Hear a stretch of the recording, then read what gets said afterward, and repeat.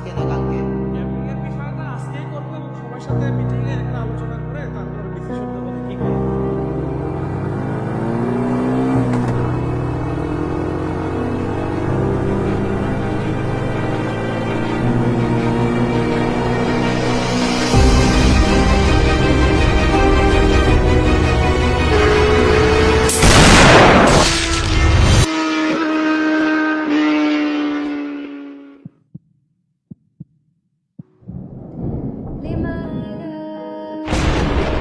সবাই যখন মৃত্যুটাকে ভীষণ ভয় পায়, আমি তখন হাসতে হাসতে আল্লাহর কাছে ভীষণ সন্তুষ্টি নিয়ে পৌঁছতে চাই যে আমি একটা ন্যূনতম ওই জীবনটা লিড করতে পারলাম, যে আমি একটা ইনসাফের হাসি নিয়ে আমি আমার আল্লাহর কাছে পৌঁছতে চাই। হায়াত মওতের মালিক আল্লাহ, ন্যূনতম সিকিউরিটি নিয়ে চলাও হলো সুন্নাহ।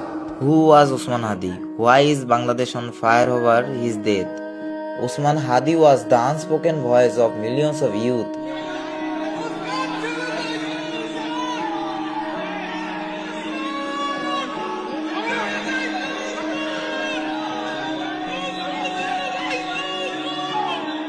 Usman Hadi was a man in Bangladesh politics who dared to speak the truth. Usman Hadi was the soul of Bangladesh, the conscience of the nation. শুধু আমাদেরকে যদি কেউ গুলি করে মেরে ফেলে তাকে যেন ধরে বিচার করা হয়। Usman Hadi may die, but his ideology never will. আগামী 50 বছর বাঁচলাম, কোনো ইম্প্যাক্ট তৈরি হলো না আমার দিয়ে, দেশের জন্য, রাষ্ট্রের জন্য, উম্মার জন্য, জাতির জন্য। I am Usman Hadi.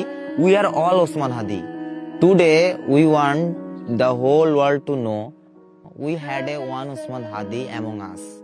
A man who was killed only for speaking truth for his own country. The great never truly die because they live on within all of us. We learn from Hadi Bhai how to love our country, how to protect our homeland at the cost of our own lives.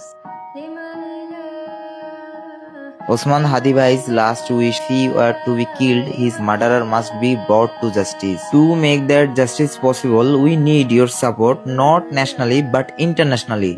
Stand with the truth. This is not just about one life. It is about justice. হাদি ভাইয়ের শেষ ইচ্ছা পূরণ না করেই আপনারা চুপ হয়ে গেলেন?